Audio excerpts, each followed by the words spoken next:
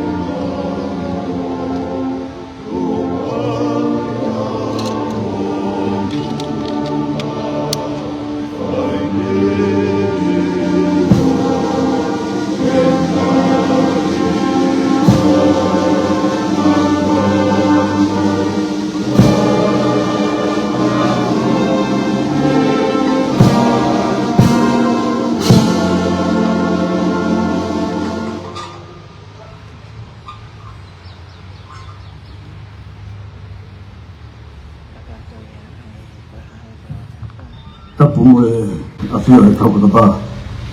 Kamai haro la maare maa John. Tau tui o kuni afio e tau kata tonga. Tapu ki e wha flam ya aho. No pere maa Tukui'aulahi. Ko heila la ki toto ha avera. Padap ki masto ki Manamo'ui ma Tongatapu. Padap ki ki sa ago. Mo ho e ki e kapneki mo me hen ni bungongin. Padap ki CEO e punga ago Mr. Yoko kau tare kita. Dia ki bang office ma lunga punga ago. Padap mo kau tokon presiden ya ketutuku kau e ko ketutuku kotoa kau fataha ia hon. Padap ki sia BDA sunia fili. Jadi ma dua tahun Finau kau tokon pul kita kau ngau kotoa apin tapi kau mata pul mo Finau ko no kotoa. Ya, waktu mua ita Tongatapu iso mabulan. Utang kata hema alali, ita tia ufa ngoful ma tol malo. Ai Kolisi Tonga. Ko fia lah. Ita lele pada di modong ke Funga Manamo'ui howan. Wa ahoni le fokatok kam dia nyaf. Ako hon fokahoko. Utang kau ke lau, utang lau ke kau ko ikite. Ko karama fusfuga ko to kilava ikono kamata ka tongani ko foka ilonga ia o ibi marohi ngao fata mo foka va i funua fatonga o foka fo i Kolisi Tonga o famana mai ke kautol ai la ion le o tonga ko ni to fa i mai kula ko va mo mai mo ala ta hoko wat anu pa mo tawat ile ka ha e mo mate matong. Ko ia ko le pe ia bongin ko frafita. Wata ha mo sam ni tol ni ma esta valo. Ko frafita ia e frata ha. Fo malo ge afona lo la tonga ko fuka kai. Fo nyan. Ko ia pe la mo no mo ia ta pa ke ia ko tu. Ko mo ia ko lo tonga. Ko afi tawalo kata mea mai ke soalan ngangi o ta o te au fa no fu ma to ta o ya ko ngan o senturi ta ha ta fononga ke to super cover o morer pisika preheria ai ka ma te ya mo ta o mu ke fononga na au ta ke tolonga mai ke kama fofita ia ai ma imo ni fakatok ai to bo ina sia isi ha ko to ko no fonua. Kai maria ngai o in puanga ke sias ke mo priam ke mao de funua io e ongo o rive mo fie no kaya ke ke tona ke la maria le le ko tui ko to zok ko swa so an gan yo o ya ngan io hoko ko hingo no pele o ko tai ma fanga ko to ki motor ke ka ko ma o ngai ko ma o e prianga ke ngai sias mo ngai business kau wapa tutuk, kau fatah ya hon, singa hima doa, kau tai le modal, fatah kau faham betul ahon, bumi amai ke kau fatah, mak alali, mau abut kau diri ham, kalau manau, kau mau foto ya kau Manamo'ui hawan, kau faham ia mereka buat ke Kolisi Tonga, fatah orang dia itu mas kini hifat, tonga, fon. Ia mo Funga body jadi motor kono kotor. I would also like to acknowledge and warmly welcome our guests who do not speak Tongans but are here with us this morning to celebrate this special occasion. Good morning and welcome to you all. It is with great joy and pride that we gather here this morning to mark the beginning of our Open Day celebration. A very special occasion as we commemorate the 143 anniversary of Tonga College, a school that has stood strong for generations, shaping the hearts and minds of our nation's sons. We are deeply honored to have among us a distinguished guest, our former students, our dear parents, and of course our students and staff who continue to uphold the spirit and values of Tonga College. Your presence here today adds great meaning to this celebration as we reflect on the journey of our school from its humble beginnings to what it has become today, a symbol of excellence, discipline and service. As we begin this day's program with the raising of our national flag, let us remember that this simple yet powerful act represents our unity, our respect for our country, and our pride as Tongans. It also reminds us of our responsibility to continue the legacy of those who have gone before us, to live with integrity, to serve with purpose, and to always strive for excellence in Manamo'ui Tonga. May this day be filled with joy, inspiration, and renewed sense of commitment to our school and our beloved country. Once again, a very warm welcome to you all, and may God bless Tonga College and bless us all. Manamo'ui.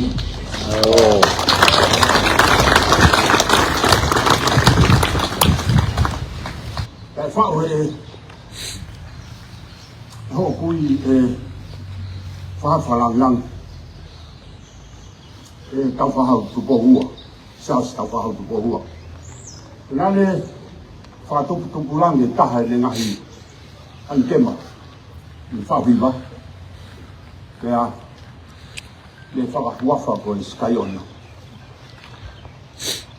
O loroto au bito, te taki ki tau tau le skaiona. Tapu ki he skaiona, ko skaina aia, ko otua aia. Mea whio tau loto tonga. Tapu ke he whaafi whalangirangi, no bere maafu. Tapu ke he mi sā, o iako, sa vea pa moe whanua. Ia ko hūwhanga hei whakatapu. Kau whakamalu ate kau Kolisi Moa. Moe tala o e whanua, moe Funga Manamo'ui. Ko skaina, ko tuana le take whanonga. Ko skaina, ko tuana le tūta whahaki e Kolisi Tonga he mea kotoa. Ko skaina, nai lawa e ngahi ngāu e ka whakawha e Kolisi Tonga. Ko tua e skaina, o iau tau whanonga mo ia. Ko Kolisi Tonga Atele mamani, he tala o iako mo e whanua, o ngā whae whaunga koe, kong tongi tau o mai katoa, o kabata, mo hike whanua te olunga. O tala ai he lanu, ta mo e whuka mo e kolosi whakalama. Ia te ki ai o tau whamui ka tau pao ai, ai Funga Manamo'ui.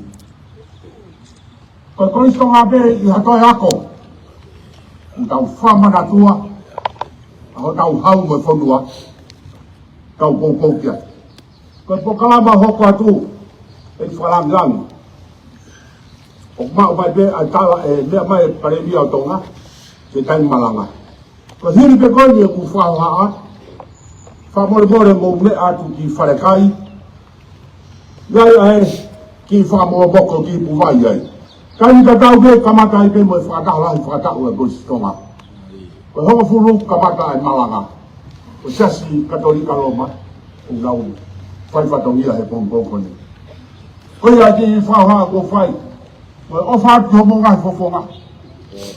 Tau e ne whi. Ngai whofonga na nau hen. He tuku e waka, kau vai koe. Tau whawhina i pe. Skai o nau ke ompe ki tau tonu. Te whakakato na i whatongia. Te langa hake tau whae. Ta mo ka hako tonga e mama. Lewa he malanga. Kau ta tau atu.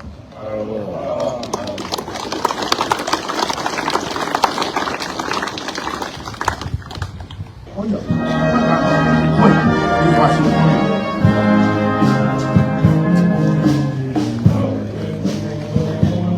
Oina. Meu se mauia. Hipi.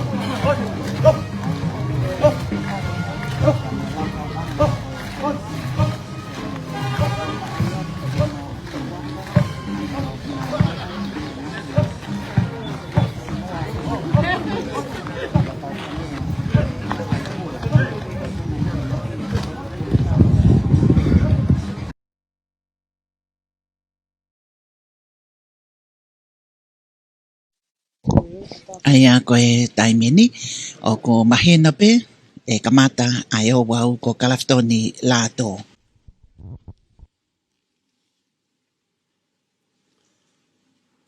Tapu ki he awhia e tai hamai. Tapu ki he kere tupua. Funga Manamo'ui. Tapu ki he laha hopo o tonga. Tamaka tupo ono. Hau toka e whanua. Tapu ki mahina o kuhuhulu. Ko hala whaka whanonga. Kuini nanas pau tua. Tapu ki he ngai palaniti. O whono koula. So tiaka. Tapu ki whakawhalangi. O tau te au whangafulu mātolu. Kolisi Tonga Lord Maaf. Ko amelari o haawe ala. Tapu atu apihala. Katoa ki Lopaukamea. Maftoa ki Manamo'ui.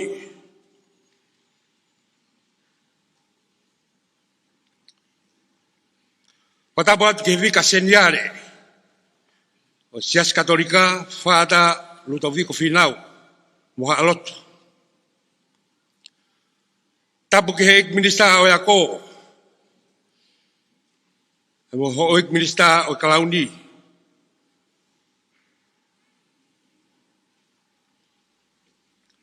Tapu ke whafonga. O pureanga hau o Amerika. Kau kot kata i haon. Tapu atu ke CEO o potunga ako. O mo ako ngawe. Tapu atu ke tungi. Mo heo kostutuku. CIPTA. E ki waka e Kolisi Tonga. Ka mo ni kau whai ako. Maftoa ki Manamo'ui. Ka mo whanau ako. Ka ata mo ko e whenga maari e koe ni. Ke whakahoko ati e tau programa. o kui mua ia te kimoutolu, ai wakataki o tau polokalama, pia kou kore, kui koe moru malu o polokalamani, ke whakamore more, ka tau mui ofi pe iai. Koe kou kore, ke tau kamata, ai Ouau lotu. Koe te kaki, apini, ke sātai. Ka awhi eni, Tukui'aulahi e Kolisi Tonga, mafto ke Manamo'ui, sioni havea i Tukui'aulahi, ke ne lau atu e tauraki kimi. Malo.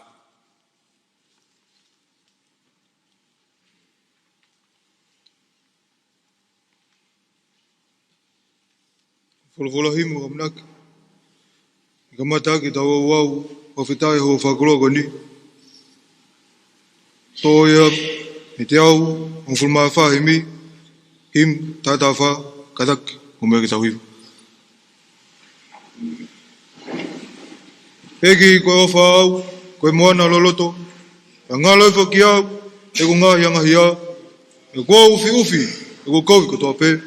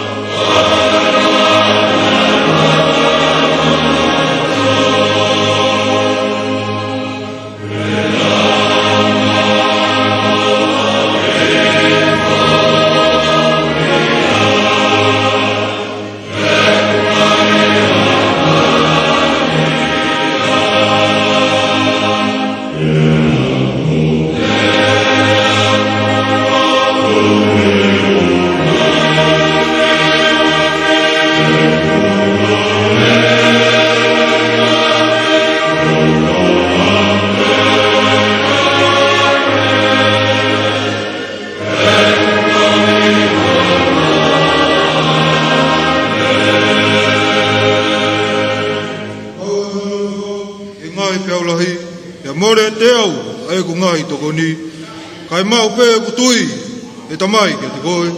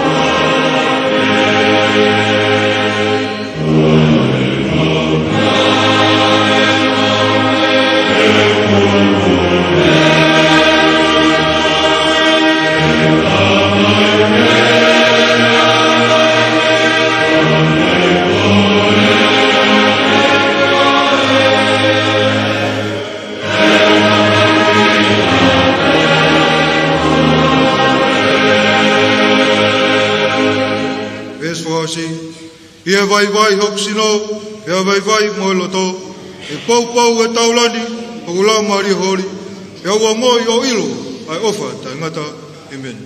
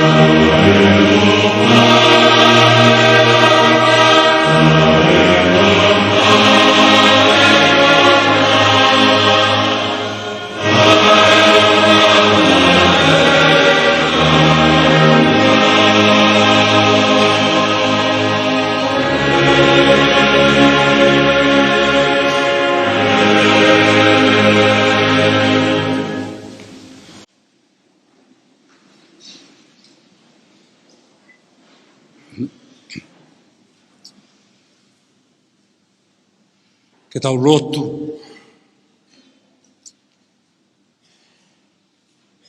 O tua ko e tamai.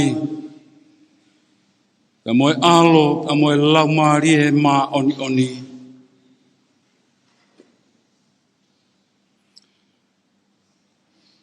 Tuku ke mautala e langi langi. O e awhiona. I he maurea, i he maunga we. Pea tuku ke anu ai a e Manamo'ui. Ka koha whainga maarie. O e hala whanonga. A e visone pe mo e whakatu'u. O e mo'ui. A e o ku whaikia i e tāla laku laku a e wholofola. A e o ku ongona pe a tautou talaki. Pe a whanongo ki aia ki mautoro. Pe a koe ulo i maama ia. Pe a koe tūhulu. Pa ma ai haatanga da. Mo e karistiane.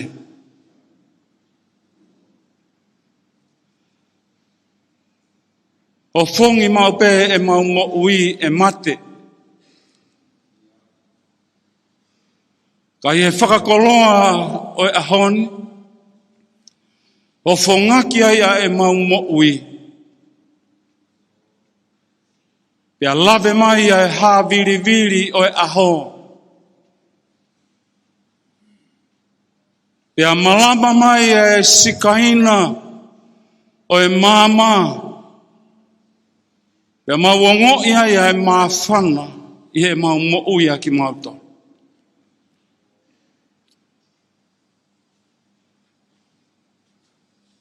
Ahoni, tamai o tua. Mau whakawheta. Pea tuku pe mua ke mau tautou whakawheta i a te ki mau toro.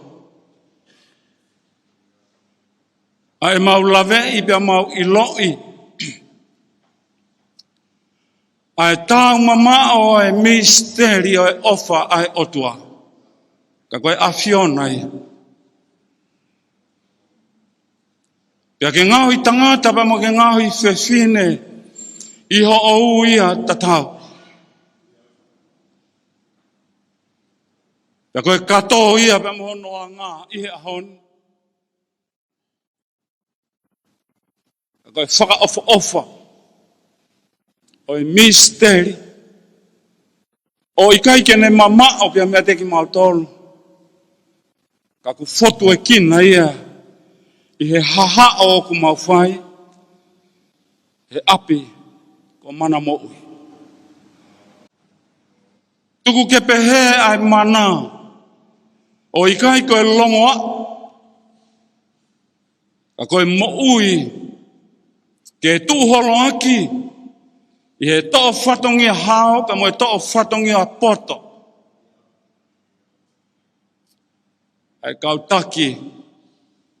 Ai pureanga ka maha e whanua.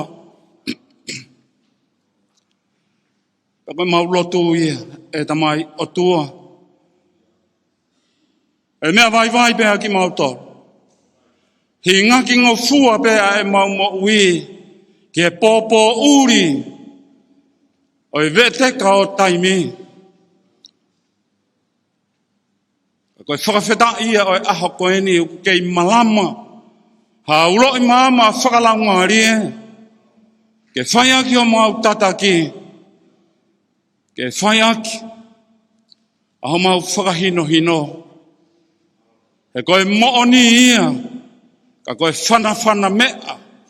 Pea mei loto tatau.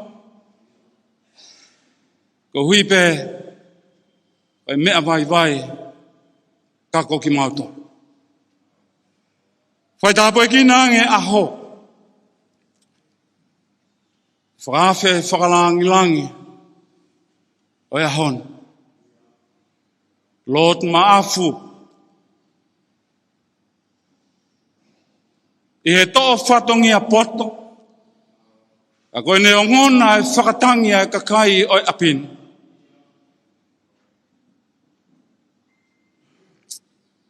A kulangi iha i a ki mautolu. He ahon. Ke whakatau mua. Pea kene olo waha. E toa fohe mātu he taulanga o ku hou. I he Manamo'ui a ki mautolu. Ka tuku ke mau whanongo ki a te hea. I he tataki. Ka koha koloa. A maa ki mautolu pa mo e hako tupu e whanua. I he Manamo'ui. E ki lelei kai ngalo ia te ki mautolu.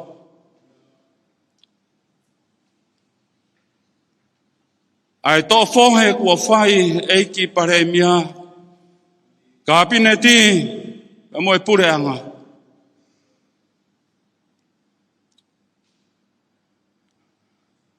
Ka kono omi. Ha mo oni. Pia maa ki mautolu. Ka koha te ngai a kau, ka koha te ngai musita vare pe. Ke ohi ai e kamata anga. Ai whanau tama, e mihe kere ko ini. I kai tū kua e loto ku mau whai. A koe pātaloni, tupo uono ka koe tataki kune whai pa maa e whonua. Whai ai e whakatau lama. Kia lelei, kia koloa. Pea mohono mahu inga. E whekumbi ki ai a ki mautolu e mo e mau whonua. Taine kui ni. Maa e tama pirinisi. Mau whawhita i atu. Ai koloa, o ku koloa ia ai ai whanua, e mau inasia ia ki mautolu, ngahi lelei pe moi tāpua ki koe. La maari e maoni oni ke haa ere mai, pia ke whakamawhana i e loto ho kakai, pia ke tutu mua haulo i awhi o la maari e, ke ne whakamawhana i e kātoanga o e ta, e te au whaanga fulmatolu, o Kolisi Tonga. Tuku ke mau atu i he lotu.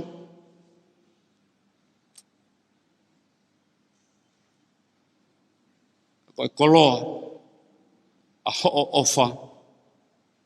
Koe koloa tā puaki. E aku tangi pia he henga ki ai e Manamo'ui. E whai tāpui ki nange mua ki mautoluni. Mau ua lolo. E whare koe ni. Lopaukamea. Tuku ke loka ia ia e mau ofa.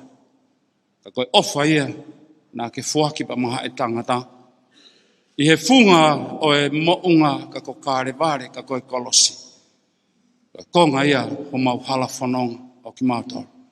Ta mai o tua whaitāpo e ki nange e polo kalama o e ahon. Moimoi atu ia kotoa pe.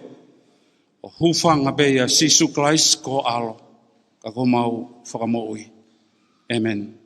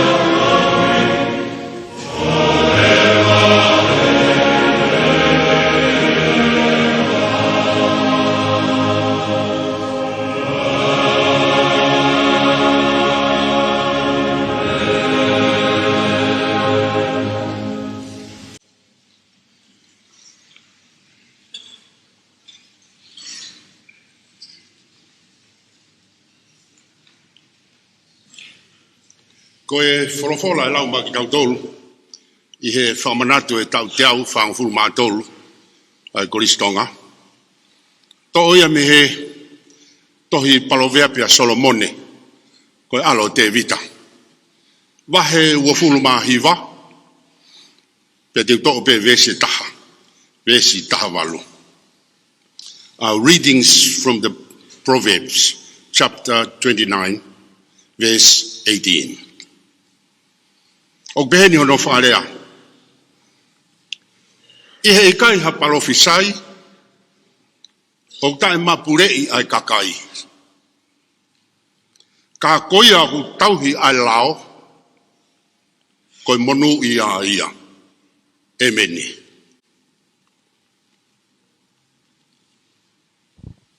Waki wholofola ia, toko ni Palestini, kautaha ko tutuku. Apiala, mafto ki Manamo'ui. Koe mata i koroa, funga Manamo'ui, koe whare, o ha moefo. Mo mea mai peke tā ki mua, koe mata i koroa pe ia ai apini.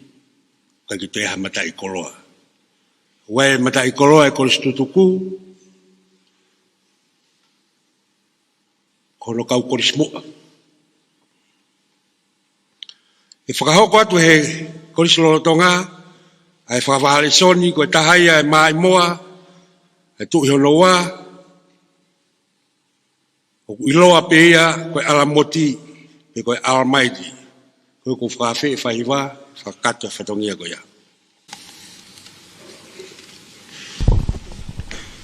Aia koe ma imoa ia a ene awhio me ngahi antema iloa kau kia alamoti kai behege skaiona koe matapa o ihiteni koe pongpongini o mai me whanawa kololotonga i Kolisi Tonga ai ma imoa ene awhio koe kingi se ao si topo honoua koe alamoti.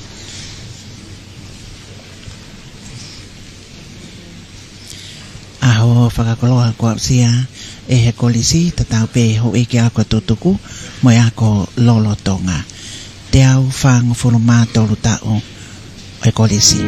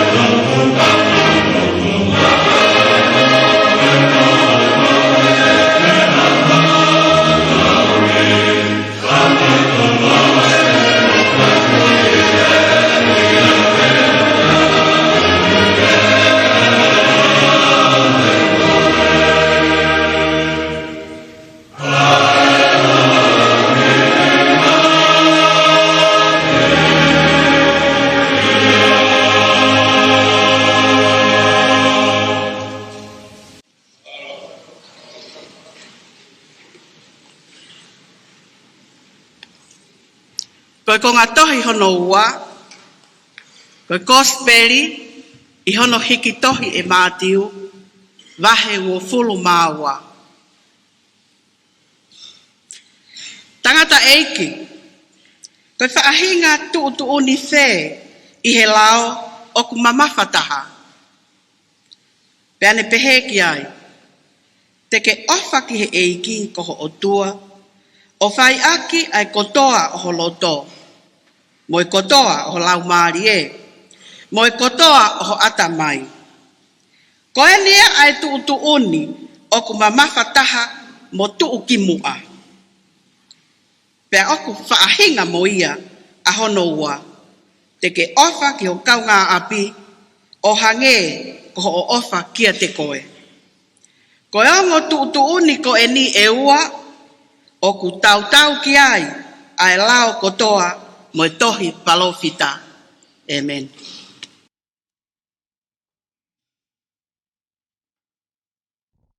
Koe wholofola hono wā o ke te tangtau a kau ola. Koe tau maua ki I whainga maarie, tau whakalongolongo I he a o tua, o kore ke tau taktaha whakawheta I pe. Ai tau toi a o mai ki ha aho mua ta o pehe, ki mua pau toki whuaki atu ai tāpuaki, o e aho.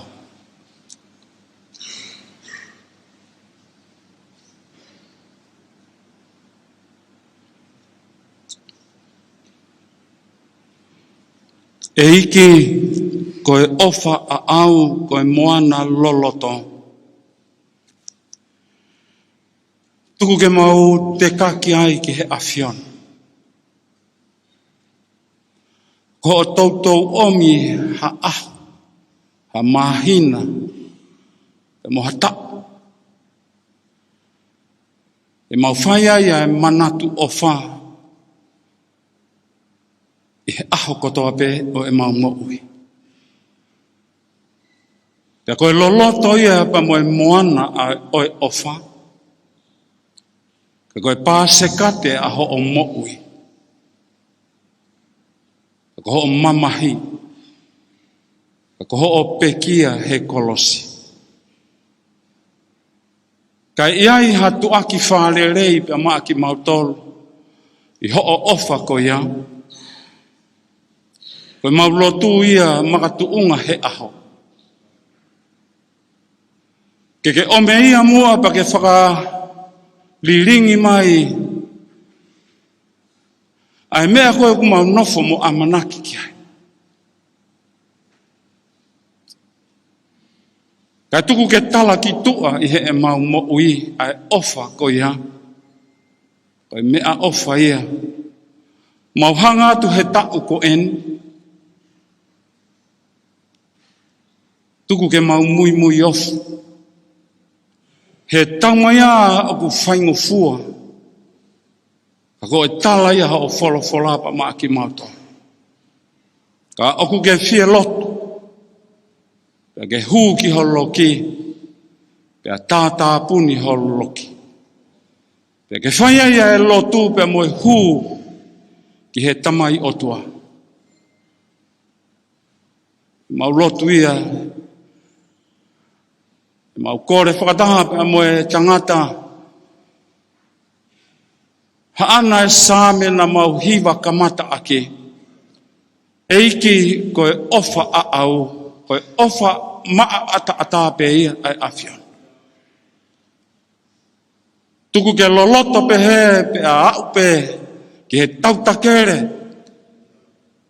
Ai te mau wa usia I he Manamo'ui. A koe ofa koe kua ke whakatahata mai ake, ai mo'ui ki a te mauto. Koe mana ia o aho, ka koe mo'ui o I kai koe mate. Tuku ke pehe, ke mau utu mori ringi, ha tuluta mai ke toi iri pe toi mo'ui ai.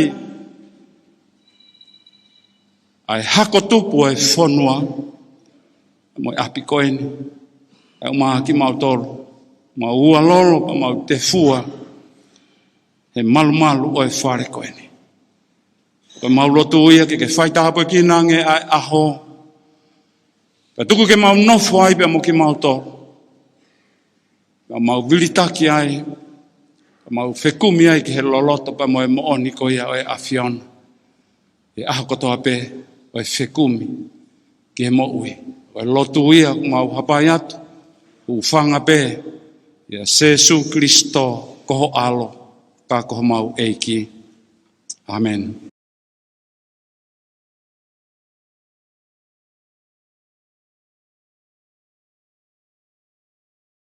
Lotu tapu kia oe. Ua hemi, ki ngā wanga pongpongini, ni mangea walutaha, whamanmole mo mea ke tauhiwa. Tū oku lau ai lerei o lang, hono fu mahu mo hono masan, ka koe mata hono koloa, ai hae ki tai hano pulonga, ka siopau, lata iau, kau kasioa a hono fofo ngā, te toki lata iau.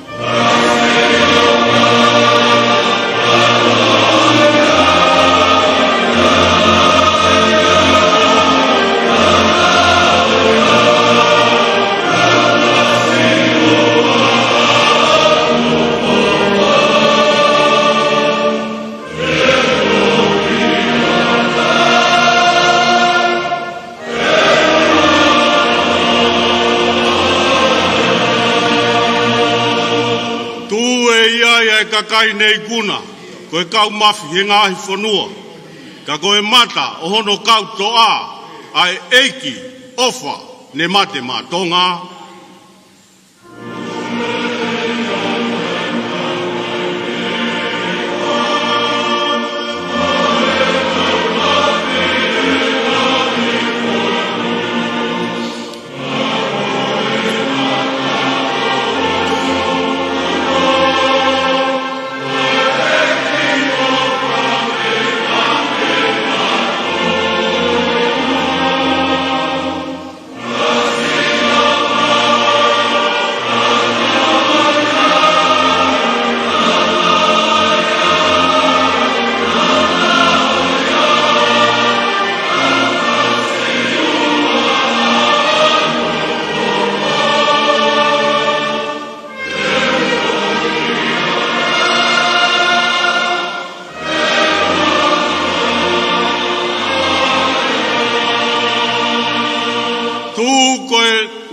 Lerei o lang, o kutu mao i kai ngatu vai.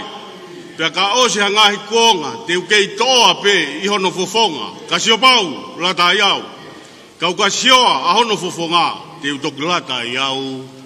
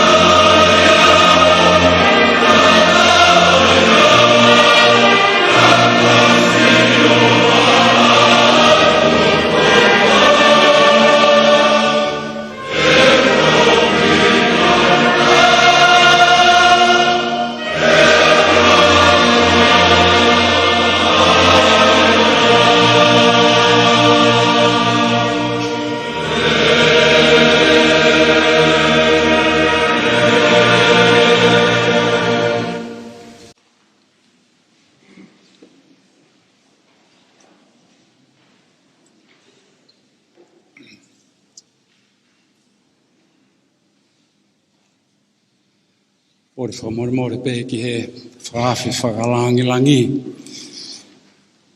Laut maafu, ka maa eiki pare mea, ma kau whaafi eiki. Ka tuku pe mua ke u whakamalu atu. I he talamu aki o e kātoanga o e ahon.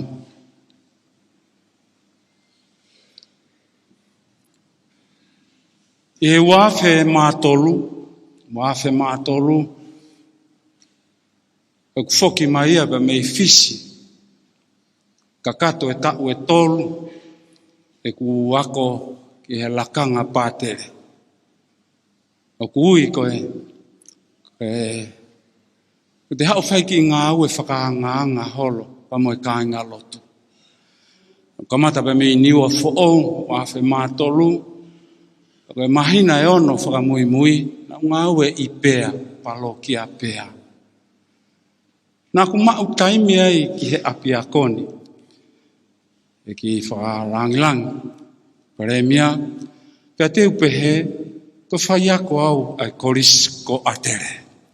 Pea neonga koe whai ako whakalotu, ka koe whai ako au i he apini. Ka kapau koe whai ako tutuku, a whakamore atu. Ki a taimi wholau, toki o mai hako te kulokula ke utui he osi ai te unga ko ini hono to'o. Ke mahino ko he Kolisi tutuku au o e apini. Pea, i kai ko ia pe, ko e tau te au tolu o e apini. Tau te au tolu, e si ilere ange pure ako e taimi ko ia mo e kau whai ako, e iki kātinari pe ane si mo ua tatau pe mo i tauni. Ko whakarea koe nei au mai ka te au he pure ako koe o e lolotonga, tala mai pe ko hai pe ku hoko hake. Pe au talange ki ai. Pe mo e pātere taha mei a tere kou ta utu mai ko ke ange ki ai. Kai ke uto e lawe loa ki ai. Ka koe ku whakalawe ki ai, ko hirie ni e tau, e hongo fulu pe mei ai, ko uto e mau pe mo e whainga maarie, ke whai pe haki i tala loto mo ha vahe i he ku Manamo'ui pe mo e wholofola o e ahon. Ke hoko mua ia ko e tū hulu o e hala whanonga. Ki he tau, e te au ni matolu ka hoko mai, ko tui pe au te uto e hao pe, i he te au ni matolu. Ke ko wongo ia ko toi mo ui lo ange, ka pau e hao ke te au ni matolu, ke toi hao. Ka koe koe le rei tahae, ka kou fia pe, ke lava mai.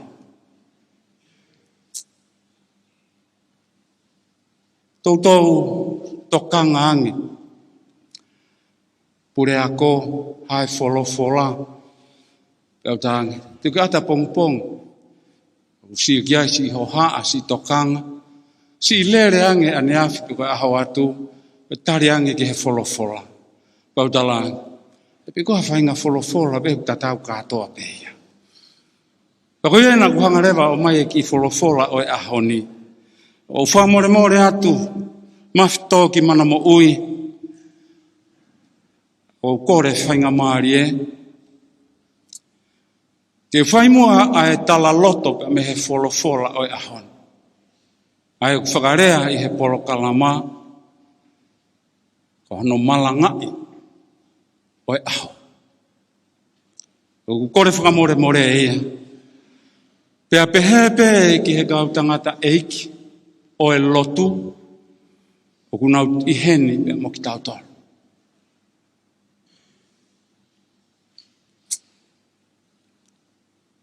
Peko huika kutala noa ki aika a tāmua ki he motu ani, ke ne whai ai hiki fohe, he oka o e lotu, e aho mahu inga, e mo whakakoloa koe. Nau whakahaange ki he CEO e potu ngāwe ako. Te tui peho ku ki te unga koe ni kou lolotonga tui atu. He He ko uhi ko toko hongo fulu mātaha ni e ku whakafuafua.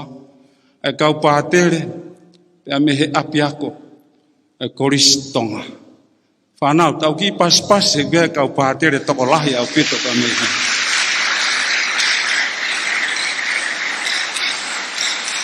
Pia te ria, e te utangai hanga mai, ka koe ki i te unga o tui, aina ku lawe ki ai anenai ange, koe te unga o e whai ako. Koe te unga o e whai whekau. Koe te unga whakapalo fita. Koe te unga o e pātere. Koe te unga lelei. He kutala mai he te unga ai mawha tuki a hoto ui ki he whatongia. He koe te unga na e whai hono matua. Nā ku nofo ki ai pe au whakaamu ki ai. Nā ku visone ki ai. E nofo ki ai ai ku mu ki wahe ahon. Ai visone. Ko ki rea whai ngofua pe ea. Ke tau whanongo ki ai. Whanau ako. Ta tau pe ea mo ki te unga koena ku ke tui. Ko ki te unga whakaofo ia, he ku tala i ho hala whanonga. Pe koe uhinga ia ai moto o e api ako, te utoki tala noa ki ai anai ange. Pe ku totonu ke whakamahu inga ia ki te unga. He koe te unga, pe mohono visone na e matua i pe moi ai. Pe koe hae whaunga na e matua i aki ai te unga ko ena. Mahu inga ai historia. Mahu inga ai tuku whakaholo. O hau mai ki he ahon. Ka ke mua ke utala noa hoko atu. Ko tui pe hau o totonu ke fia e tonga kotoa pe. Ahoni utau katoa nga i mu ai te au whango fulmatolu. Ka ke ilo au pe mahino pe. Ko uhi ko ne whe paki e ngahi aho ka hoko mai. Ka nā kunofo pe au pe he, time for au. Nā kui ai ha palo fisai, nā kui ha whahinga e mate atu he wike ka hau ki mua. Ai konisi tūtone. Ka koe mea lelei ai tala ki mua. Pako amanaki, e utala noa he fia, o totonu ke au ki ai ai kakai o e whanua. Ke a te au koe aho mahu ingai. Pako fia lave pe, whakamore atu, e ki paremia, mai whakalangi. Koe te au ni manoa whoki koe siuperi. I he tala noa e fuakawa motu a, kau palo fita, malae o e tau. O kui ai mau pēa e ki tangata e ku lere takai pe he funga mo unga ke u whakaro no e ku tala noa. Pea kune nofo pe mo asi pe e foki whakaku mai e kau tau. Pea ku hika nau foki mai pepa mo i ki fuka hina. Pea ku hangarewa e he ki tala vou o ifi. Ai ki talu pite, ka koe mea tui koe o e kosi whakamore. Pea kune ifi ke tala, ki he whanua pea mo e kakai kotoa pe, kua i kuna e tau. Kia te au ia mahu inga ke ifi e talu pite, e te au ni mango fulu e konisi tūtone, koe ui koe kau tangata koe, na nauhanga, ke o mai ha whahinga mo ui mo whahinga mo oni, pa maa e whanua kakotong.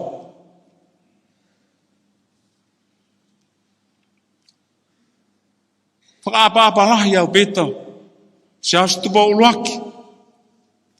Nā ku whanongo lahi au beto he weekendi, no tala noa i mo no tālanga i ai konistu tone pa mo ne whai whanonga mai, au pehe ke uto'o mua ke ukamata aki e kumalanga, i he ahoni. Ka koe whakawheta ianga i a ahoni, ka kono whoaki ai tau ataina, pa ma ai whanua koeni. Koe kupui konistu tone ia, ne mo'ui, pe aku lolotonga mo'ui, pe aku tolonga pe ia, o hoko atu, i he holonga tau tangata, mo tau tangata kotoa pe. Ako no omi, ha whainga maharie pe he, aina ku lave ki ai whanau aku, koe kupu i rea mahu inga ia. Ke whakamahu inga i pe ke pore ai, e ki teunga koe na, mahu inga ia, ke te tautoro. Koe konistu tone koe na e whakotuu e he eiki. Aina tau whanongo ki ai he kosperi a mātiu, wahe ua fulu māua. Koe konistu tone ia, nā ne whakotuu, ke ofa ki he eiki koho otua, aki ai kotoa ho loto, mo kotoa ho laumarie, na moho atamai. Konistu tone.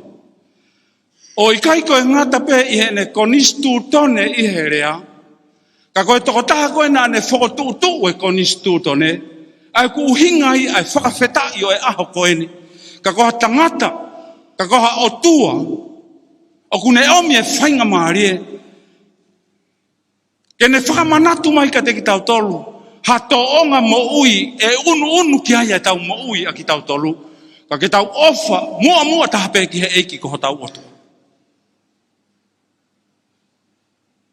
Aki ai kotoa pe o tau Moimoi, tau laumaarie, umaa ho tau atamai. Koe uhinga ia whekau hono ua, ke ofa ki ho kaunga api, o hangepe ko ho ofa ki a te koe. Iai whoke vahe heu tau whaatonga, Padere, aluhanga tonu pe nia, aluhanga tonu pe. O kore whakamore atu tuku e aluhanga tonu. He mooni ange e tau ofa ki ho tau kaunga api. He ku talaki tua ia mooni o ku whakaotua. Ka koe tau ofa ki ho tau kaunga api, koe tau whakahau ia ai ofa. Koe ofa ia koe o ku whakaotua. Talanoa kia e maa oni ko Mata Teresa kalakata. Pakau whātou rea aki pe e au, ko inga he ku mahu inga. Pe he e Mata Teresa ia. Ofa pe. Pake ofa pe, ka owa rewa pe ku ke ongo i o ku mamahi. Pe ka pau o ku ikai ke mamahi a ho o ofa ia a au, te talatu e au o ku loi ia. Hanga rewa e se su o mai, ai ta whaaki pe taha o ofa. Ofa pe, kai owa rewa pe, kua osi e mamahi e kaunga api. Koe uhinga ia e whakapāse kate o ene Moimoi he mamani, ka koe ne mamahi ke whakahau e ofa. Koe ne pekia he kolosi i kare pare ke hau mai ai ofa. Ofa koe na e palomesi e he otua, pena e ofa pe he ai otua ki mamani. Ka koe ne tuku mai hono ahlo ki mamani. Ke ne whai te unga tatau pa mo tau tolu. Kai ikai iai haane anga hala. Koe ofa ia kufie mau he ki ke tau ongo i o kumamahi ange koe talanoa e Mata Teresa. Maha oni ko eni. Ofa ia talanoa kai e ki pa maa ki tau. O wareva peke osi e mamahi.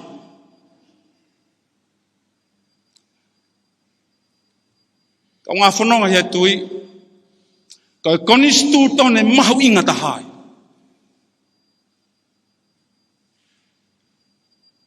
Ofa.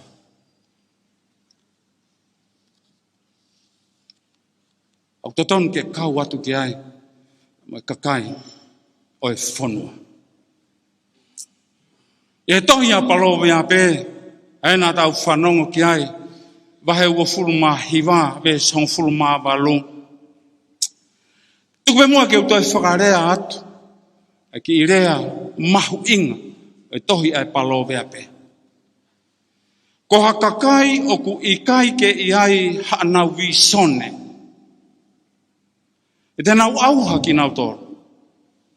Ka ku monu ia pa mo fia a ia o ku ne tauhi ai lao ai eiki. Ke whakatatau ki he talanoa e visone koe o ku whakaotua. Ke ne tanu maki ai mea tatau ki he konistu tone o ko talanoa ki ai. Ke te au ka pau te upehe. Talanoa e tohi ai palovea pe. Koe tanu maki e. Koe ki vas, o tau utu mo ringi ki aia e tau mea lelei kotoa pe. Koe monu ia anga ia, pa moe fia anga, une tauhi e lao ai eiki. Toki osimai ki i whamamahi, ka pātere ui ke tahana e whai i he New Lords, pa whoofa atu ki wheitu koe. Ke hahao e kau pātere, ka wai pa moe kātinari, o hake rewa e whehu i koe ni. Koe hae kehe o e konistu tone te moe lao. Koe hae whai kehe o e konistu tone moe lao. Koe tari eni nai nou taha. Koe konistu tone e tohi tapu. Pea koe lao, ai mea koe tau whai e ki tau tō. Whenā pasi pe ia pa moe talanoa e tohi o palovea pe. He koe tau talanoa pe ki he wholofola mā oni ai o tua, to tonu ke hope atu. Ai wheitu ko ia ke a whio ai ai o tua ia teki nau tolu. E talanoa ia kau tangata poto he wholofola. Koe wholofola ne a whio ia teki tau tolu hono kotoa pe. Te a whio he wholofola mā oni ai o tua, koe talanoa ki ai funga waka ko eni, o kune a whio. I he sino pe moe taata a ho tau eiki o Jesu Kristo. Pea ka paurewa ku a whio i a teki tau tolu i he kaunga api, tala ki tua hai a e tau ofa. Whakahau e ofa ki a teki nau tolu. Whanau ako koe kuhinga au ke tau o ki tua. Ofa pe ki he whanau ako. Ofa ki he whai ako. Ofa ki he tamai. Ofa ki he whae. He kono uinga e ku hanga e he wholofolao whakamahu inga i mai ki a teki tau tolu ai pouturiki o ku tataki ki ai au tau hala whanonga o ki tau tolu. Ai a koe fie mau ke i ai ha bisone au talanoa ki ai tohi o palovea pe. Ai na kulawe ki ai ane nai te utoki talanoa ki he bisone o e api ako. O whoto mai he tohi palovea pe e whakakau koe ni. Ka paurewa wikai ke i ai ha tau mua o ku mahino. Pea moha, pa mohano palani. Pea ku whakatau mua rewa ai whalukunga kakai ko ia ki he mōwewe. Ko e whakatau mua ia e Moimoi ki he mate. Kai mahino pe ki a te ki tau tolu, o ku ikai ko e uhinga ia o e eiki. He ko e eiki ia o e Moimoi o ku ikai ko e mate. Ka kapaurewa koe hala whanonga e huu ki ai e Moimoi e karistiane, ta ku mahu inga e tanu maki ke tau toe lava, o a afe pia mehe mooni, pa moe whaingata ako ia, ke tau a afe ngofua ki tau tolu, ia wholo. Ai tene whakamaa oni e Moimoi e tangata, pia moe whewhine.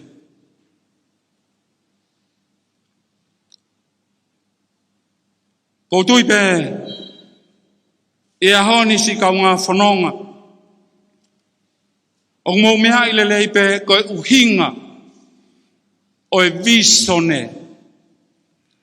O kutuia ki he tala whekau pe koha whakawhetu utaki.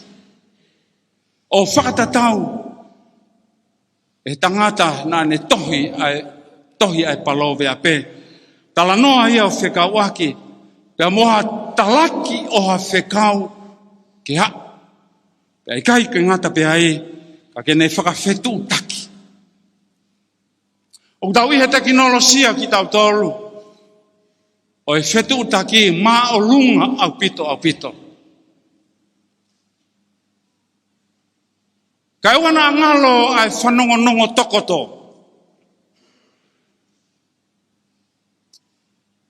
More pe. Tohi mai ka nari e whanki i whekao. O le whakamore ki ai hane whanongo mai ke wahe ai. Ka kou whātoa talange ke hei kai ke utohi atua. Ko loto peo ke urea atu e ka nari ke mea i peo kou kei Manamo'ui pe.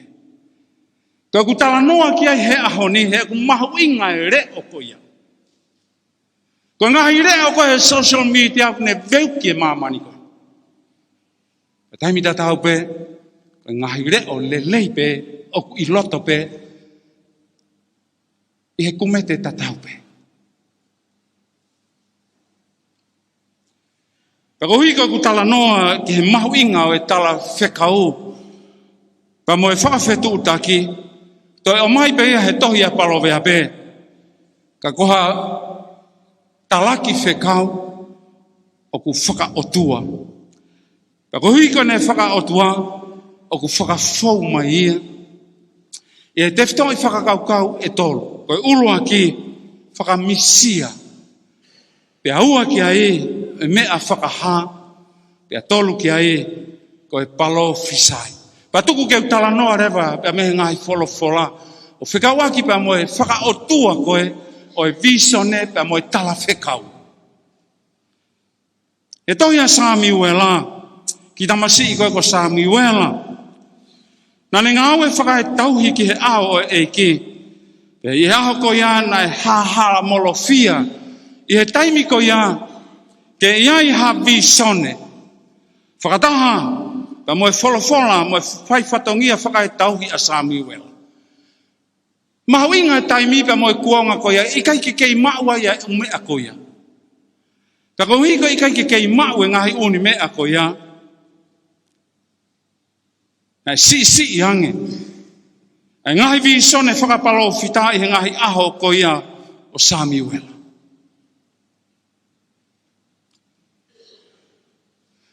Lahi e kau palo fita. E tohi tapu, e kau tala whekau, mo ngā aue, na nau whai e ki nau tonu.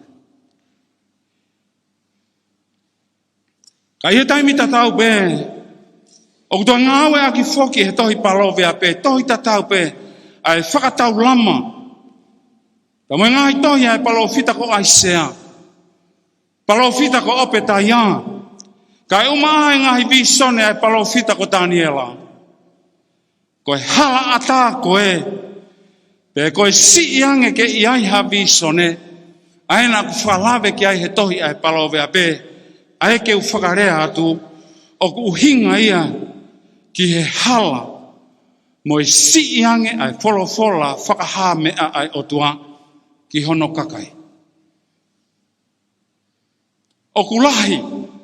Ai wholofola, pa mo e mea whakaha, i he tohi tapu, o e ahoni, pa mo e lolotonga, ne si i ange i he fuakawa motua. Ka aku lahi ange, i he fuakawa fo au, ha whahinga mo oni pehe, kua talaki, pe maa ki tauto. Ka ngā whanonga i he ahoni, nā ku tau mamao a ki tautolu, pa me he wholofola ai otua. Ko hui ko ikai, ko ne ikai. E mo e tau mamao bea me he visone ko e oku whakaotua. Iyo, te utoe whakafoki pe, e te utoe tala noa pe ki he visone o e apin. Ko e tala noa e ai wholofola.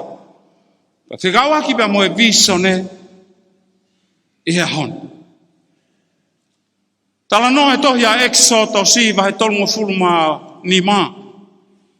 Ia mea nai hoko lolotonga, ai nau tauhi e lotu ki he pulu koula. Ai tori. Nai sio ai pia whakatoka ngai ai e Mosese, ki he alu whano pa mo e anga whakakai vao, whakamore more he rea ko ngā ue aki. Ai kakai, Kai ahono tukuange ki nau tolu e lone. Ai kakai ke nau alu taware pe. Te nau hoko ai koe mea whakakata ki honau ngahi whiri. Koe whiri koe kou talanoa ki ai e ahoni. Koe whiri ia o ki tau tolu kotoa pe. Ka koe tangata koe ui koe te vol. Ko tau whiri ia. E tene kata mai. E taimi koe tau mamao ai ka mehele fola maa oni ai otu. Koe whakaloto lahi o e ahoni. Fie mau ke whakapatu e te volo ki lau. Whakapatu ki lau. He kono vai a ngā pe ia. Ka koe fola. Ka koe maa oni koe kia te ki tauto. Talangi he te volo ki he eiki e funga taua. Hopo ki lalo. Liliu e maka koe mā. Tolo tui pia ke punau mai ki a te au. Ko haina ane ikunai. Na e ikunai pe ia e eiki. I he mahino ki a te ia. Ai tūnga pia i e te volo. Pia ne talangi ai ki he apostolo ki a pita. Alu mamao. Setan. Ke mamao pia mea te au setane. Ka koe te volo koe o kune ai e te volo. Ka koe talanoa ia o e ahoni. Moe ku whakaloto lahe. Tau whakapatu e te volo ki la. Ka tau ikuna. Ai tumu. Ka moe tau mua. Ko ia o e ahoni. Ka mei heni rewa ka ngā whanong. Mei heni ki a pongi, pia moe kahau. O ku malama ke mahino ki a te ki tau tolu. Ka kapau rewa e ikai ki tau mau ai fola ai eiki. Pia tupunga rewa ai ai mō veu. Moe whakatau mua ki he mate a e tau mo'ui a ki tau tolu. Ko haha whai to'o. Pia maa ki tau tolu. Koe whaito o rewa ki e whahinga tuunga mo'ui whakaloloma ko eni. Ai o ku whakarea ki ai tohi a palove a pe. Ne pehe. Kai monu ia pe a fia ai a ku tauhi ki he lao ai eiki. Kai e whakaturutu. Kai e lao ai whonua. Au kai e lao e api a kong. Whanau. Koe talanoa e o e ahoni. E monu ia pe a fia aia. O kune tauhi. Ai lao. Ai otua.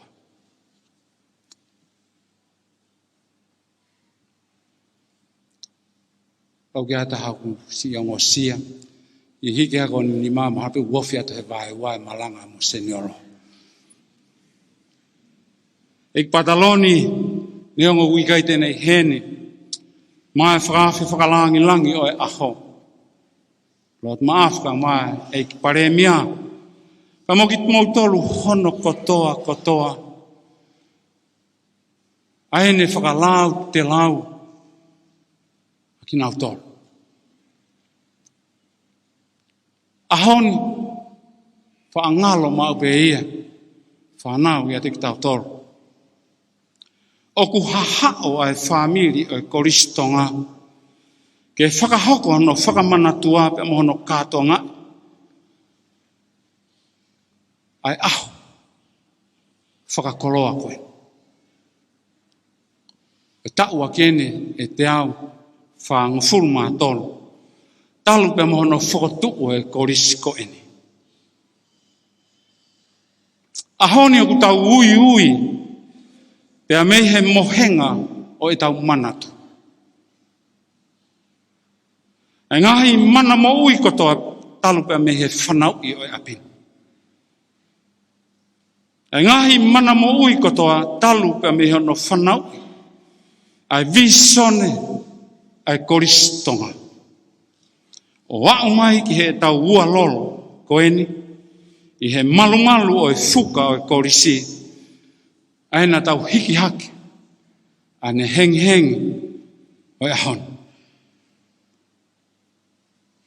Pea taulalanga I foki mo hatua merie ki hakahau o ku mohu amanaki.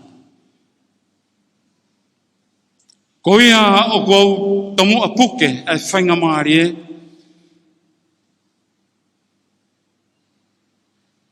e iki whakalangi o aho. Ko hui koe kātoanga mamalu o aho whakakoloa o whakawheta I ahon. Ahoni kua maulolo kotoa ai ngahi kiato o aho. Kai whakatu ue oko tau taha e ngāue o tau whai. Ka mō whakawhainga maari pia fofonga maari ke mō mea mai tau kau whakataha I hono teke ai langi o Kolisi Tonga whawheta I eiki.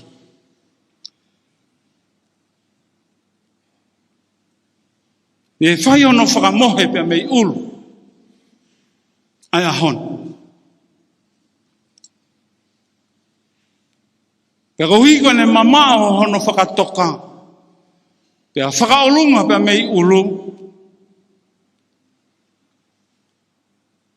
Koe tala mea ia e wholofola. Kua hui pea maa ki tau toro. Ke tau hoko kua kau Sami Wela. Iho tau ui. Iho tau whatongia whakae tauhi. Ka koe tau whakaolo. Ke ngā wei ai visone. Ihe tau whekau aki. Pea moe tau whetu taki. Ihe mamani.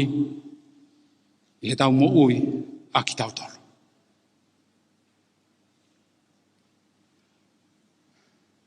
Kau Kolisi tutuku. A whakalangi kau maa. Tamai pa moe whanau ako. Nā ku whakakau ke uto'o mai mua. Ngahi visone. Ngahi api ako. Au sai wiheni a Tonga High School, en Tonga High. O ku pore e Kolisi kotu pou, he tonga mo'unga ki he loto. Ka pau hala e whakarea mo se ni Europa ki toku whakatonton mai anai he ose tau poro kalama.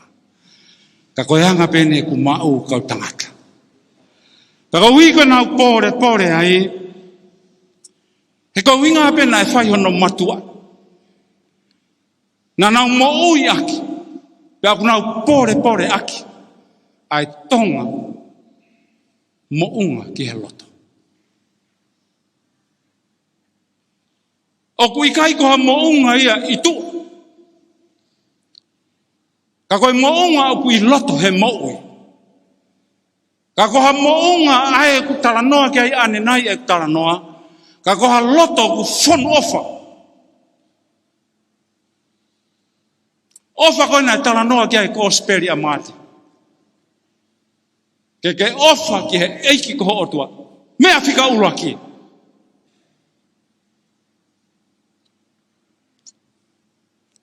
Uhinga ia o kāre bare. Koe tonga. Koe mamani. O ku mo'unga pe ki he loto. Ke iai e whaakātaki. Iai e whakamore.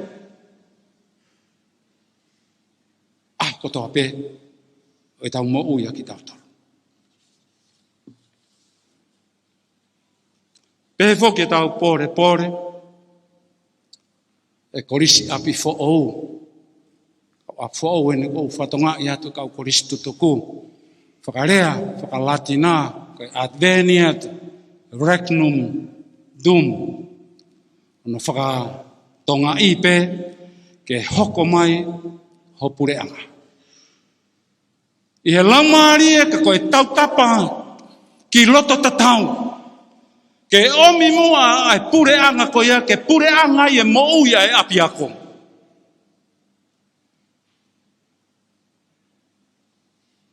Ke omi a loto tatau. Ke omi mua ai wholofola. ke omi ai eiki. Ke tau whaia i ngā wei o pure anga o otua. Whakatua he talanoa whakafoki o kou whai, ta anoa o Mata Teresa, ka kone omi a loto tatau, ki ene mo'ui, pe a ope atu a ene mo'ui, ki kau whaingata ia.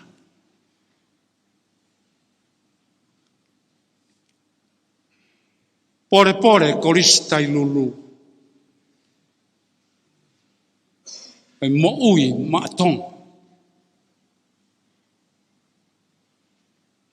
O kui kai ke whakatau taha e mo'ui ia. O ku whakaluku fua e mo'ui. Moto ia, whakamore, eiki e pika pōku ne mama o atu pātere sio Finau. It's ours. O ku haa tautoro. Ko e mea a au o kui ai pe totonu. Ka kua whakatoa ngai ho tono no tuku mua ke urea atu. He o ku haa tautoro e mamani. Ko e mo ia pa maa tonga ia. Ka koe whetā whiaki. Pea whiongo aki e ngahi afo tatangi o e o wha. Ke haa. Ke tokotaha kotope. Pore, ai ako maa lunga tonga high school. I he lelei taha. Ko tui hei kai kia taha ea tene sio ki ha mea ku COVID. E nofo pe mo ui ai api a ko taupotu taha. Ai una e ki ai, haku ke ui ai au koe lelei. Tamai oiki ko haku ke ui ai au koe lelei. Ko e lama aria ia whakamore atu tonga high school ka pau keho mo uhinga. Tuku pe mua ke u whakauhinga he u whakakaukau. Kai ke toia halelei ia ka koe e kipe. I he tau mo uia ki tauto. Ko e taupotu taha. Ka ko tau maia e ki. Ke hoko ia koe lelei. Ke hasino aku i he tau mo uia ki tauto. Pore, Kolisi whakapisnisi ko mai api ako pisnisi koe. Ai komesiolo ko tiu sa ia. Mai pas maka o reka ako henu. Whakarea na umoto, whakarea o pehe koe delight in truth and honesty.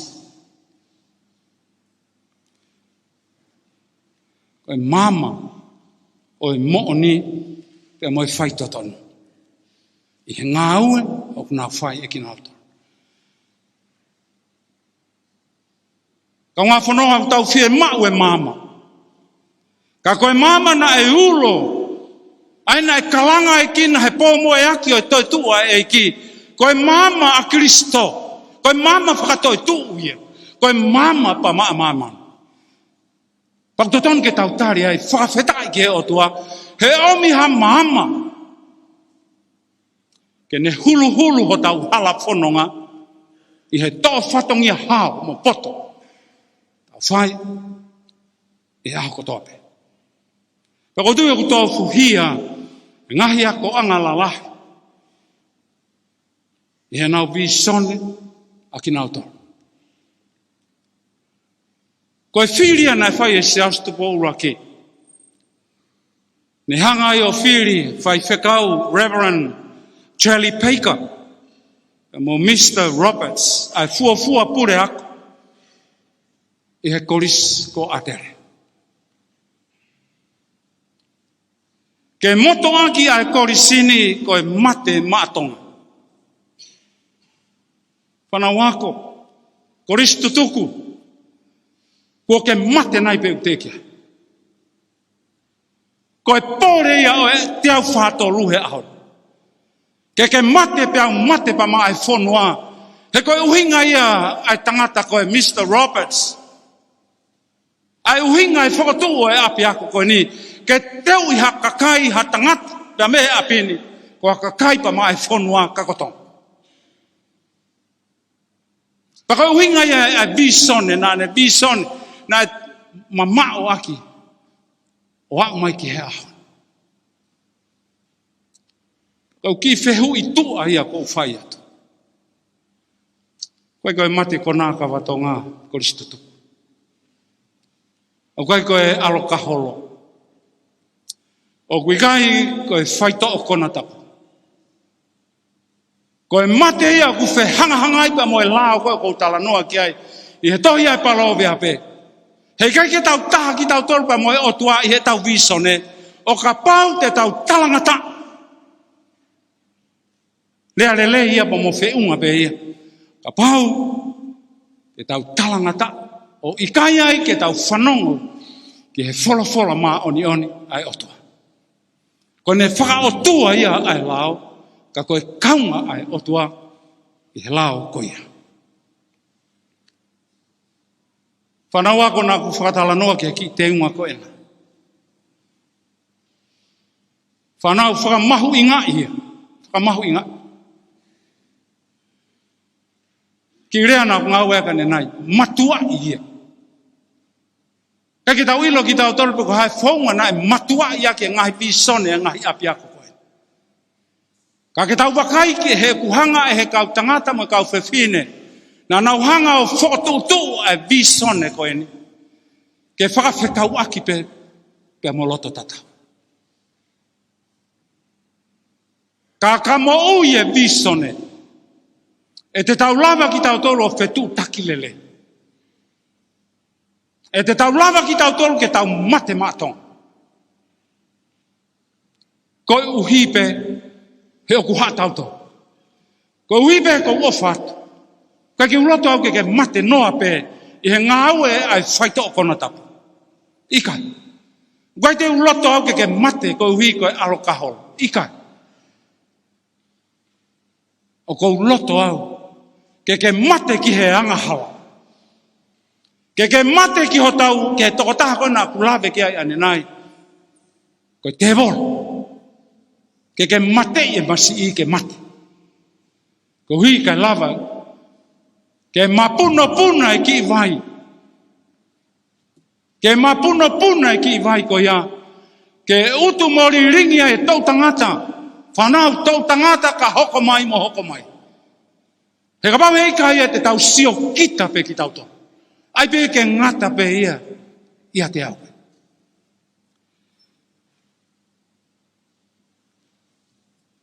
Tu moa ke whakaosia e malanga. O e hon. Whaafe whakalangilangi. Kare mea ka maa kau whaafe whakalangilangi. Kau Kolisi tutuku. Maa tua tai whanau. Kau whaiako.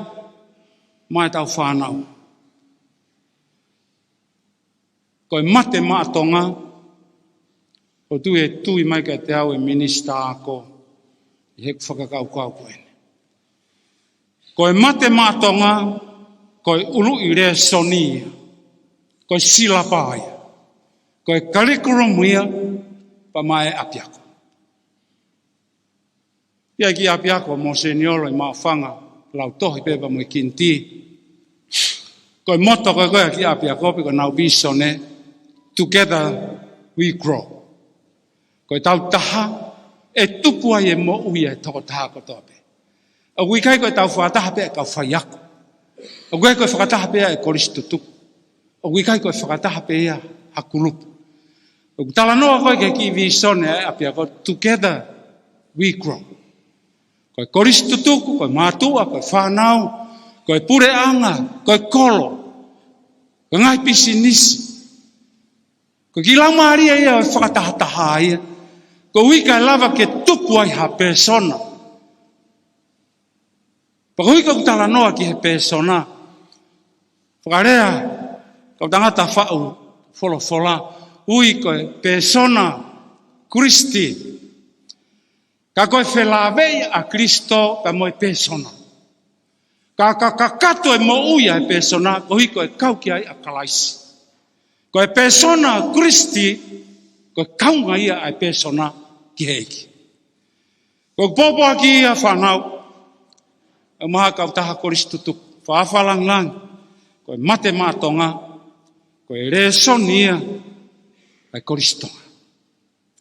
Koe taumua ia e Kolisi, koe mea fua ia, o e ola lele, o e hala whanonga. Pea tuku pe mua ke utoi whakaongo atu. Ia teki mo utolu hono kotoa pe. Whakawheta ia ngai whakotu utu mahino. Ki ono whainga ke whakaulu ngā ngai ai apini. Ka blavalele i lewa ke tau māpuhoi aki. Ha kahaua ku whonu i he tu amerie. Mo e mohu amana ki. Ta wange ke whaitapu e kina ai ki tau toro. He eiki, o kune awhio, ai mea kotoa pe. Whawhalang, pare mia, whatawange pa mo e wholofola maa oni oni, ai otua. Kene whaitapu e kina pe, a ki tau toro. Whaitapu e kina nge aho. Whaitapu e kina nge mua e kato, a mohonoanga. Whawhita eiki. Koe vika senyale seas katolika Loma koe tanga Mure Rotonga ke i maho mo tokanga. Pe mua ke u whahokata ki whamalo. Tamo e whalanglang. O e Ouau Mamaruni. E no bere maf. Tamo e vika senyale. Tapot mo e Premier Tonga. O ma e minista fonua o ngai koloa whanatula. O mole pe apihala. Maftogi Manamo'ui. U whanga atu e tala o whaki o kamataki. E kātongani. Ka u hawat pe he i whakata whakamaro. Ka u whawhitai. E matafi e tonga i he langi maa. E mooni e manga, mana e Funga Atele. E tau kau e whailonga. Hoko sia te au whaanga fulu maa tolu ta o Kolisi Tonga. E uri hao e mooni a. O kau whakataha e whahoani. Mo e minister e ako mo ako ngā we Dr. Ouau Malanga Fakamanatu.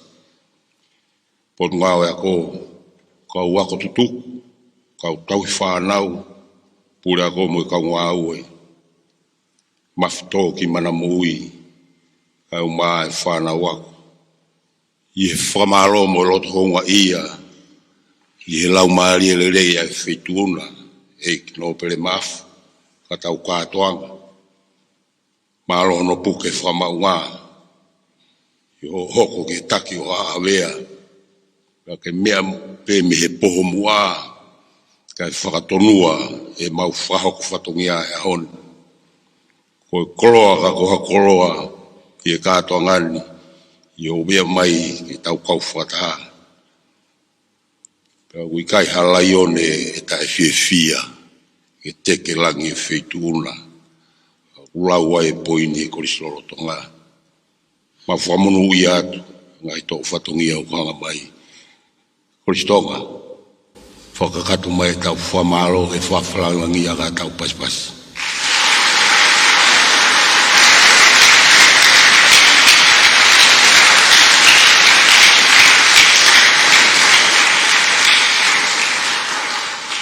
E pare mia Tonga, ma e minista fonua, mga koloa whanatula, mo e o e minista kabineti, mau whawhitai i he tukutaimi ka mūkau mai o mau tolu no whakailonga ai aho mahu ingani e pare mia o ga mau mea whai a pini ko e lotu pe whawhitai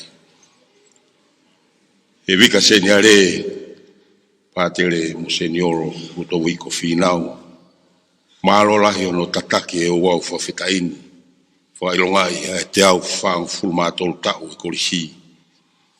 Nea ngone taim no no whakahoko atu e mahino i kai e heni e kat nari maro whau e omi ho mau whekau ko e mau visone ia ke mau ngawe mate mātonga ko e konistu tone mau inga ia ko e ofa isa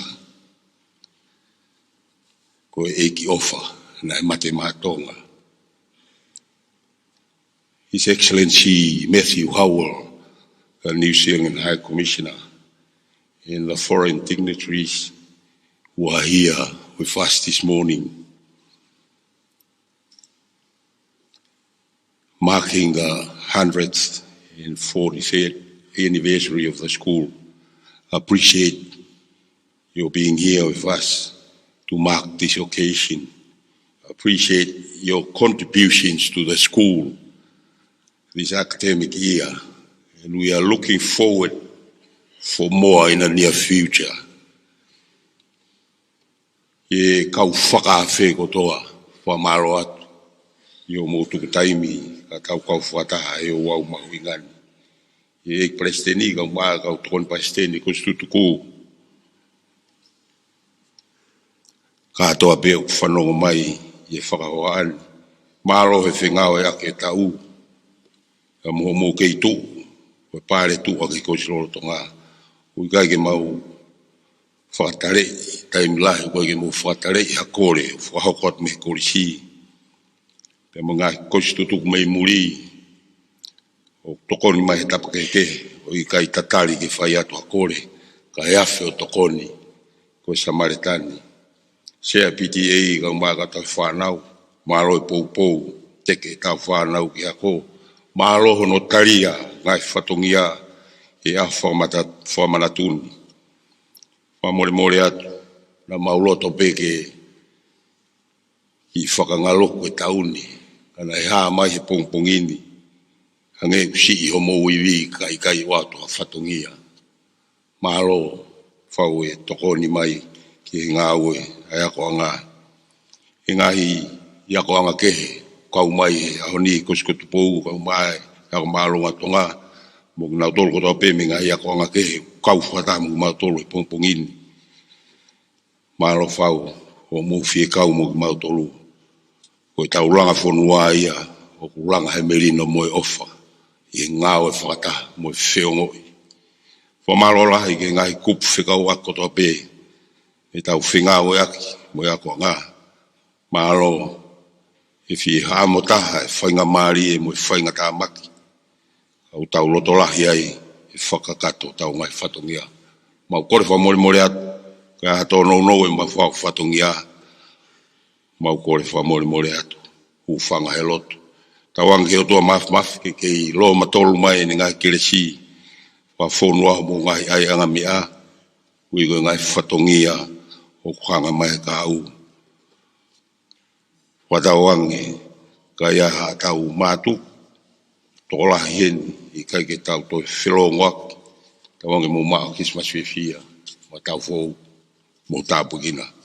Lewa malanga tau atu.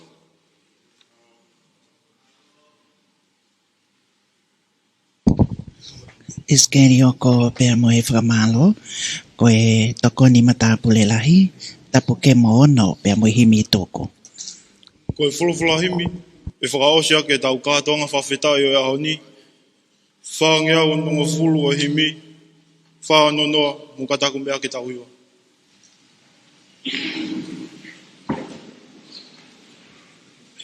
Tau kau ke whamalo ia, a tamai, alo lau maarie, kau ai kakai o langina, kau mo mamani furipe.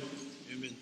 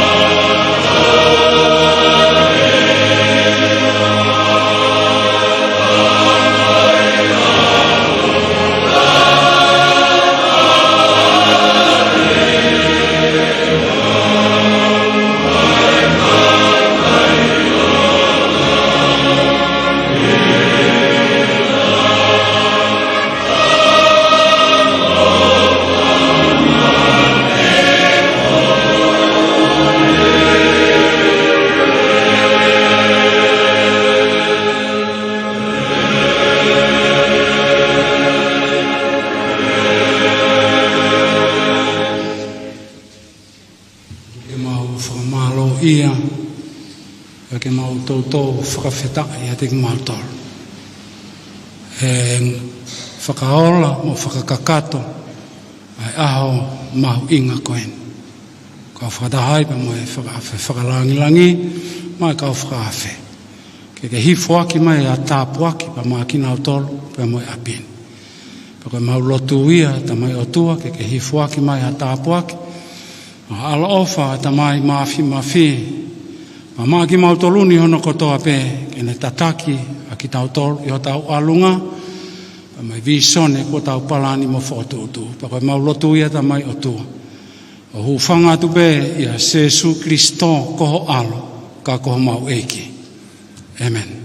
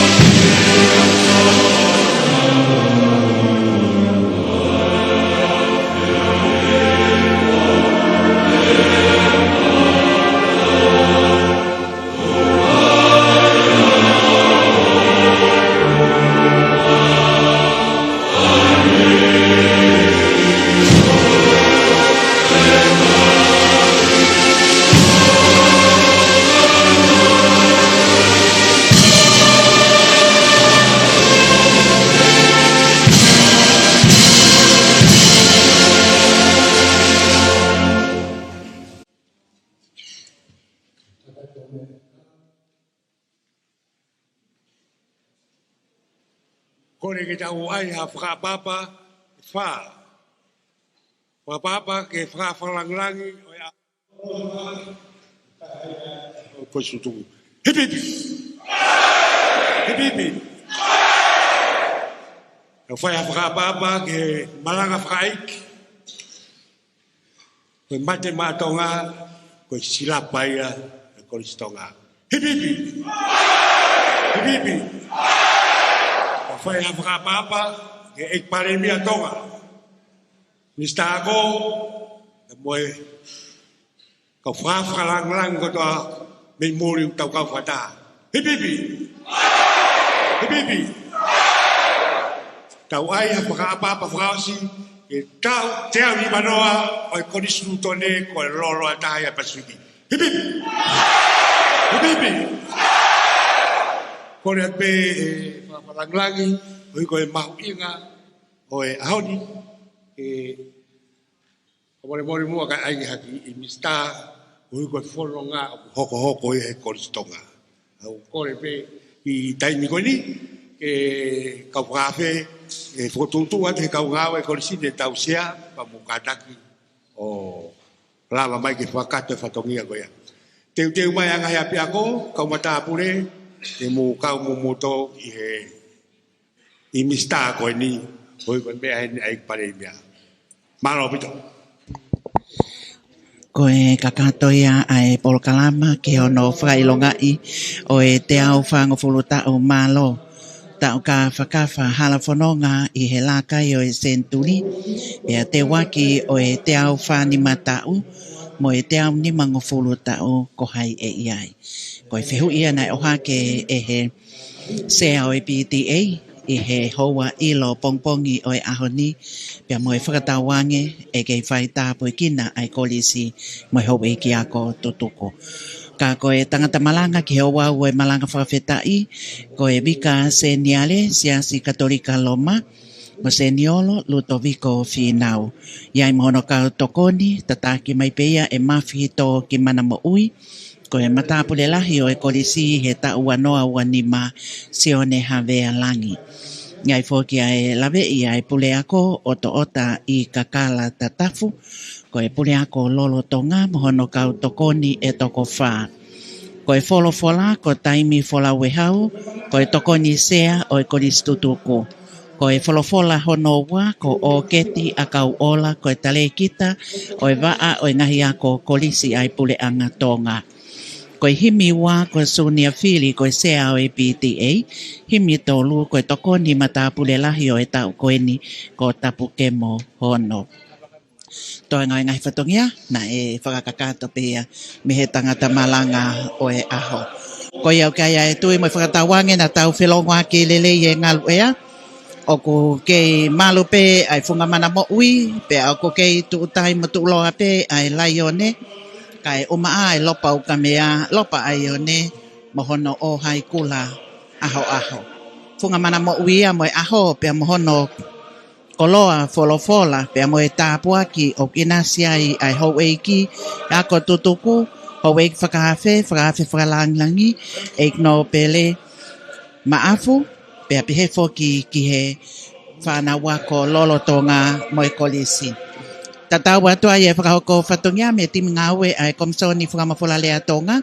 Whatonga iange ko e toenga e polo kalama ai ko e whakatahalahi whakatau ai kolisi tutuku. Pea ko e tuku whoka o whakafuafua ki e taimi taha hoa ta o e ahoni, taimi a tonga ni. Pea e whakamawhola hanga tonu ke mea ke ai tonga ko toa pe mo howe ki a ko tutuku o kakato ai whakaiwhatongia o e aho koeni. Malo ho mo mea mai, me he whakahoko whatongia ka tau toki whilongo aki i e taimi taha hoa ta o e aho ni. Malo apito mo mea.